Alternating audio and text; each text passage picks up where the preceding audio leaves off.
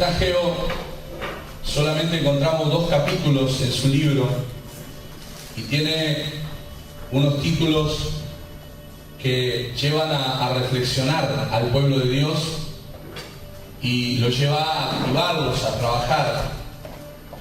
El primer título es la exhortación para edificar el templo del Señor. Luego habla sobre la gloria del nuevo templo. Habla de la reprensión de la infidelidad del pueblo. Y luego vienen promesas de Jehová para Zorobabel, que era un gobernador que se dispuso a servir a Dios. Empieza con una exhortación y termina con promesas. Porque cuando yo recibo la exhortación y cambio, las promesas de Dios vienen a mi vida. Y yo puedo ver la gloria del Señor. Amén.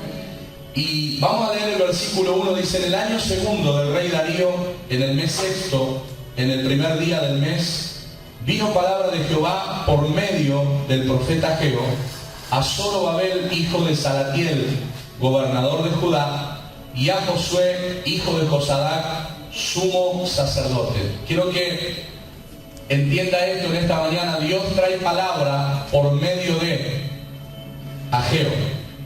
Quiere decir que Dios va a hablar por medio de hombres. Dígale a alguien: Dios habla a través de hombres. Entonces, cuando la gente dice: no, yo no necesito ir a la iglesia, escuchar a un pastor, yo no necesito que nadie me diga nada, no entendió que Dios estableció hablar a través de hombres. Y Hebreos dice que habiendo hablado Dios en otras épocas a través de ángeles, de hombres, usar instrumentos, dice que hoy habla a través de su Hijo Jesucristo. Es decir, que cuando hablamos en Efesios 4:11 de los 5 ministerios, salieron de Jesucristo. Es decir, que el Señor mismo constituyó apóstoles, profetas, evangelistas, pastores y maestros para perfeccionar a los santos. Entonces siguen siendo hombres.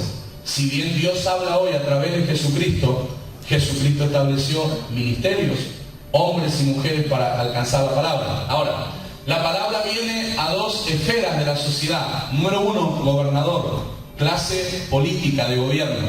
Segundo, al sumo sacerdote, Josué, significaba la parte religiosa.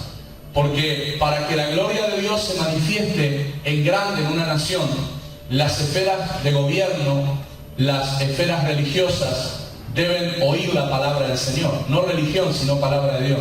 Entonces, uno de los trabajos de la iglesia es poder insertar la palabra, la voluntad de Dios sobre gente de gobierno, pero también sobre gente que es espiritual, pero que no tiene palabra. Entonces, ahí es donde entra lo profético. Nosotros hemos visto los gobiernos de la tierra, hemos visto las entidades religiosas, pero nos faltaba lo profético. Lo profético es lo que trae la voluntad de Dios. Dice: Dios no hará nada sin revelarlo a sus siervos los profetas. Entonces, cuando Dios va a hacer algo en una nación, cuando Dios va a hacer algo en su pueblo, Dios va a usar sus profetas, y Dios lo levanta a Ageo. Y la palabra es, versículo 2: así ha hablado Jehová de los ejércitos, diciendo: este pueblo dice, no ha llegado aún el tiempo de que la casa de Jehová sea reedificada. Digan conmigo: estaban postergando lo de Dios porque ellos decían que no era tiempo. Ellos estaban diciendo: no es tiempo de congregar, no es tiempo de servir a Dios, no es tiempo de hacer el templo. Ellos decían, y lo estaban postergando. Y cuando nosotros postergamos las cosas de Dios y no lo ponemos a Dios primero, empiezan a haber consecuencias, empiezan a haber situaciones en nuestra vida que son contraproducentes, porque Dios debe ser el número 1 en nuestra vida y nuestro corazón debe estar siempre dispuesto a servirle y ponerlo primero a Él. ¿Por qué? Porque lo amamos, porque hemos conocido su amor. Entonces, cuando el pueblo se enfría, empieza a postergar lo de Dios. Y Dios los conoce, y Dios conoce sus pensamientos, y le dice: ustedes dicen que no es tiempo de edificar la casa del Señor. Entonces, verso 3, vino palabra de Jehová por medio del profeta Ageo diciendo, una pregunta, verso 4: ¿es para vosotros tiempo, para vosotros de habitar en vuestras casas artesonadas, y esta casa está desierta? Esta es la pregunta de Dios para el pueblo que no lo pone primero y no está dispuesto, sino que posterga las cosas de Dios. Para mañana, para más adelante, sé que lo tengo que hacer, tengo un llamado, pero ahora no. Pero dice, no dejan de hacer sus cosas. El Señor dice, porque si estás mal, dejas todo. Cuando la persona está mal, dice, bueno, no voy a la iglesia, pero tampoco voy a trabajar. Te va a haber gente que se enfría espiritualmente y no viene a los cultos, pero va a trabajar todos los días. ¿Por qué? Si no trabaja, no cobra salario, no come. Entonces no puede decir a la esposa, estoy mal, hoy no voy a trabajar. Va a trabajar igual. Pero en la iglesia no. En la iglesia estamos mal y no venimos. Mira de al lado, no le diga nada. Me peleé con mi señora, por eso no voy. Al trabajo vas peleado igual. Vos no podés llamar al patrón y decir, tuve una pequeña diferencia con mi esposa, hoy no siento ganas de ir. Está bien, quédese tranquilo, relájese, péguese un baño caliente. Así te dice, cuando vos dijiste no puedo, ya te reemplazó, hay 20 esperando atrás tuyo. Y a veces en la iglesia postergamos todo, ¿por qué? Porque en la iglesia es paz y amor, entonces si no voy me van a dar una nueva oportunidad y entonces yo después me voy a poner bien. Y siempre estamos postergando y pasa todo el año y nosotros venimos postergando lo de Dios y no nos damos cuenta que el diablo nos ganó una batalla donde hay consecuencias que comienzan a venir y repercuten en la casa, repercuten en la economía, repercuten en un montón de áreas porque el diablo nunca te deja poner primero al Señor. Entonces Dios levanta a un profeta y dice, para ustedes es tiempo de tener sus casas bien arregladas y todo. Y Dios no tiene problema con eso. Dios quiere que tengas la mejor casa. Dios quiere que tengas la casa terminada. De hecho, si estás edificando, aunque el cemento suba, el hierro suba, este es un buen tiempo para edificar los creyentes, porque ahí donde se ve la fe, que donde todos dicen yo paro de edificar, nosotros decimos yo no sé cómo, pero yo estoy pudiendo lograrlo. Ayer me llamó un pastor y me hablaba de otro pastor que empezó un edificio, una ampliación, y me dice está como loco porque el cemento subió el 90% de lo que valía hace unos días atrás.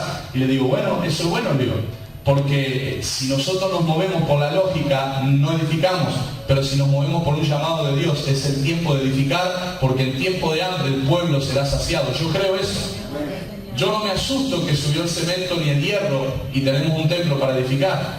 Y en el peor momento, entre comillas, donde nadie edificaría, nosotros empezamos y lo vamos a lograr y lo vamos a terminar. ¿Cuántos dicen amén? Entonces, Dios no tiene problema que vos edifiques tu casa. Dice las casas artesonadas estaban, no solo eran habitables, eran bonitas las casas de ellos, en lo personal. Pero dice, y mi casa nadie mira por mi casa. Mi casa está desierta, dice el Señor. Es decir, que para ustedes es tiempo de ocuparse de lo de ustedes. Hay gente que no vino esta mañana porque se está ocupando de lo de ellos. Pero hay gente que vino esta mañana porque, a pesar de que tienen cosas para hacer, dijo primero Dios. Dígale que está al lado, te felicito por haber venido. Dígale, el diablo te quiso detener, pero aunque viniste con cara de tigre, estás acá igual. Porque hay algunos que vienen y dicen, pastor, encima que vengo te quiere que aplauda, que me alegre. Sí, porque si no al cohete viniste. Cambia la actitud y gozate. Y entonces ocupate primero de lo de Dios. Te lo digo porque hace años que ya puse primero a Dios y me pasaron cosas, pero siempre puse primero a Dios. ¿Verdad? Yo edifiqué primero un templo y gran cantidad de ese dinero salió de mi bolsillo, de mi negocio. El primer templo lo edificamos y yo no tenía casa, vivía de alquiler en alquiler. Pero Dios me dijo, si puede ponerme a mí primero, como Salomón, yo te voy a dar a ti la casa. Y Dios lo hizo. Puse primero a Dios, hice un templo para Dios y Dios me dio mi casa.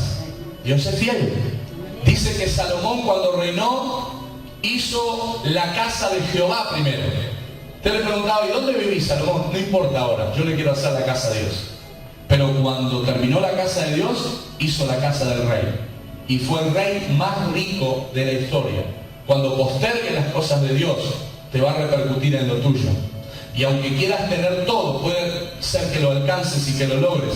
Pero dice que cuando no pusiste primero a Dios, las cosas personales no tienen base. Entonces los vientos la van a quitar. Y en un día, mucha gente que amontonó años, cosas, lo puede llegar a perder. Y no estoy maldiciendo a nadie, simplemente te estoy diciendo que deberíamos poner primero a Dios para que todo lo demás esté asegurado. ¿Cuántos dicen amén? Amén. Y ustedes dicen, es para ustedes tiempo de habitar sus casas, de estar en sus cosas. ¿Cuánto tiempo usás para Dios en la semana? ¿Cuánto tiempo usás para servir a Dios? ¿Cuánto dinero usás para tu vida, para tu familia, para tu casa? ¿Y cuánto dinero disponés para la obra de Dios? Nosotros deberíamos hacer un balance de eso, y es matemático. El resultado te va a dar qué lugar ocupa Dios en tu vida. Cuando todavía hace 20 años sigue dando la ofrenda de 2 pesos, déjame decirte que yo sé el lugar que ocupa Dios en tu vida. Pero cuando tú te desafías a ti mismo y sin que te pidan o te presionen, tú dices, no, mis ofrendas van a tener que ser más grandes que mis diezmos. ¿Por qué? Porque Dios ocupa mi primer lugar. Pastor, es material, no todo, pero también es material. En lo material se refleja, y acá le dice, todo lo material de ustedes va para su casa, no está mal, pero ¿por qué mi casa está desierta? Debería ser equilibrado, porque si mi casa está bendecida, la casa de ustedes también lo estará, y será seguro lo que logren, será seguro lo que alcancen. ¿Quién está entendiendo el mensaje? Dígame. Versículo 5 dice, pues así ha dicho Jehová de los ejércitos, meditad bien sobre vuestros caminos. Esta mañana Dios nos trajo para pensar. Meditad bien sobre vuestros caminos. Estelita en la apertura hablaba sobre los caminos, de encomendar a Dios. Tenemos que meditar bien sobre nuestros caminos. Y miren lo que dice, y ayuda a Dios a meditar. Dice, sembráis mucho y recogéis poco. Coméis y no os saciáis. Bebéis y no quedáis satisfechos. Os vestís, pero parece que todavía tenéis frío, no os calentáis. El que trabaja a jornal, recibe su jornal en saco, en bolsillo roto. ¿Nunca se le perdió plata? ¿Nunca tuvo el bolsillo roto? ¿Quién tuvo allá? Y usted metió acá, una vez se me cayó el celular y empezó a correr por la pierna, quedó en la botamanga allá. Digo, ¿qué es lo que pasa? Tenía el bolsillo roto. Y usted puede ganar dinero, pero cuando usted no lo pone primero a Dios, es como meter el dinero que gana en bolsillo roto, porque en cualquier momento, en cualquier lugar, usted lo puede perder y no se dio cuenta. Y eso pasa, y la gente que está viniendo a la iglesia sabe de lo que estoy hablando. Porque antes usted trabajaba y horas extras y siempre en deuda, no le alcanzaba. Pero desde el día que usted empezó a poner primero a Dios, desde el día que empezó a honrar a Jehová con sus bienes, a diezmar, a ofrendar, a probar, haciendo pactos, su economía sí o sí tiene que haber empezado a cambiar, porque Dios es fiel a su palabra. Y entonces Dios le dice al pueblo, mediten. Fíjense que están trabajando y sembrando, pero cosechan poco. Se esfuerzan y van y se levantan temprano y hacen, pero no pueden salir de la deuda. Todavía tienen esos televisores que hay que pegarle para que ande. Eso lavarropa que usted no sabe si va a ser el último día de su vida porque tú quedas pegado ahí. Esos secarropas que si no lo agarra se le van hasta el medio de la calle, por favor. Y cuando nosotros no ponemos primero a Dios, se empiezan a dar situaciones y cosas donde nos sentimos frustrados en la vida, no tenemos deleite. Porque llega un domingo, un día que podríamos comer un asado y no hay plata para el asado. Y quiero comer un asado, pero no hay plata para el asado. ¿Por qué? Porque hemos descuidado poner primero a Dios. Pero cuando uno pone primero a Dios, tiene asado frisado ahí para todo el mes y saca y come lo que quiera. Y te hablo de la comida porque estamos llegando a la hora del mediodía. Pero te puedo hablar de la carne. Te puedo hablar que podés renovar y no andar siempre con lo mismo. Porque puede haber un tiempo donde uno tenga una temporada, sé vivir humildemente, sé tener necesidad, pero eso es un tiempo. Ya aprendí, ya está. Con medio kilo de arroz hago comer a 20, eso ya está. Pero sé vivir en abundancia. Porque hay que aprender también a vivir en abundancia. Todo lo puedo en Cristo que me fortalece. ¿Cuál es el nivel de Dios? La escasez no es el nivel de Dios. La escasez es una estación que podemos llegar a pasar y entender que las cosas materiales no van a llenar nuestra vida ni ocupar el lugar de Dios. Pero Dios dice, cuando aprendes a pasar por ahí, yo te voy a dar la abundancia. Cuando pones a Dios primero, todo lo demás que haga va a ser repotenciado y Dios te bendecirá y te prosperará. Y no solo tenía carpinterías de aluminio y camiones con el nombre de él y todo, tenía campos donde hacían aceituna, donde producía aceituna para el aceite de oliva, que es uno de los más caros.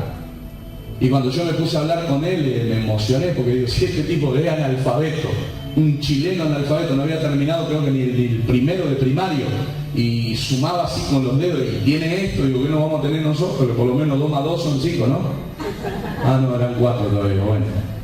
Y hay gente, yo veo chicos en la iglesia que tienen conocimiento y han estudiado y que están ahí en la vida esperando que el papá le compre las zapatillas, en cuota. Me gusta Colombia, es uno de los países que amo.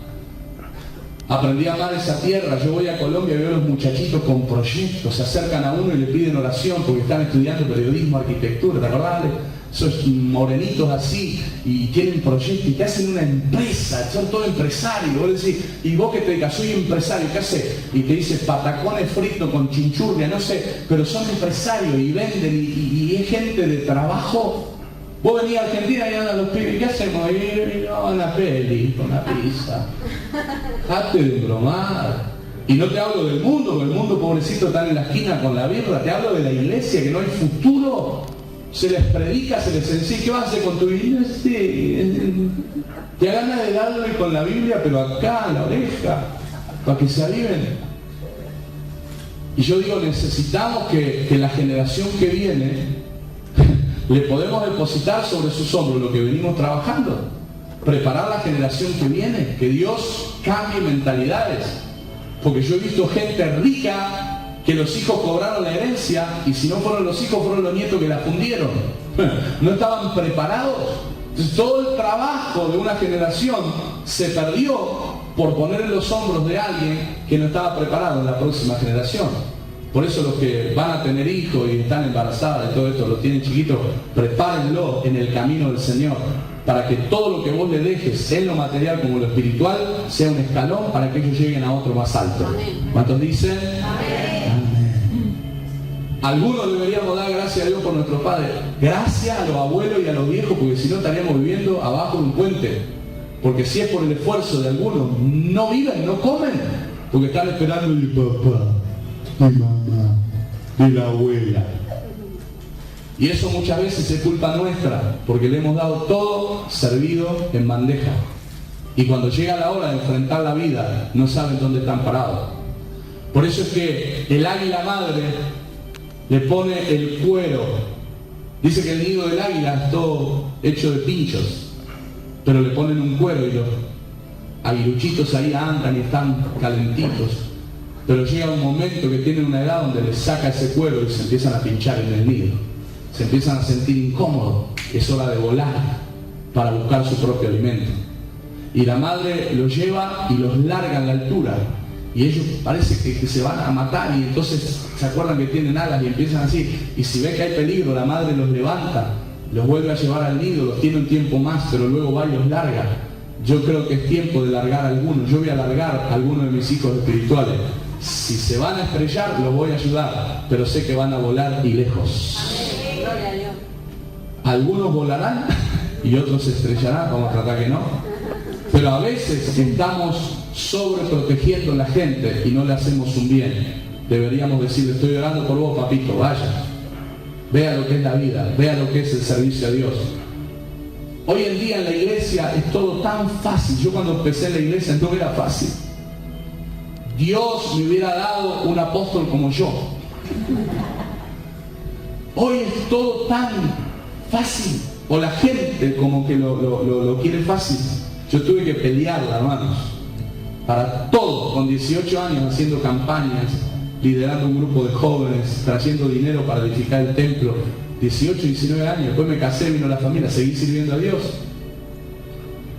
Y el esfuerzo, el trabajo. Entonces, este último trimestre, Dios te está diciendo, está bueno lo que haces para tu casa, está bueno lo que haces para vos. No dejes de hacerlo, pero poneme a mí primero. En el nombre de Jesús, gracias por esta palabra. Y yo quiero, Señor, obedecer esa palabra que tú le diste al profeta Ageo, de poder ponerte primero a ti, poner primero para ti, y sé que me darás todo por añadidura. Perdóname, Señor, cuando puse mis cosas u otras cosas en lugar tuyo. Hoy quiero esforzarme. Al oír tu palabra, mi espíritu se despierta. para trabajar en tu obra, poner mi tiempo, mi esfuerzo y mi finanza a tu servicio. Y sé que al hacer esto, la sequía se irá, y donde ponga mis manos, habrá bendición. Seré prosperado, seré bendecido en todas las áreas, y tu casa será edificada, y estará allí tu voluntad, y la bendición alcanzará mi vida, mi familia, mi ciudad y mi nación. Gracias, Padre, en el nombre de Jesús. Amén, amén y amén. Gloria a Dios. Dale ese aplauso al que vive.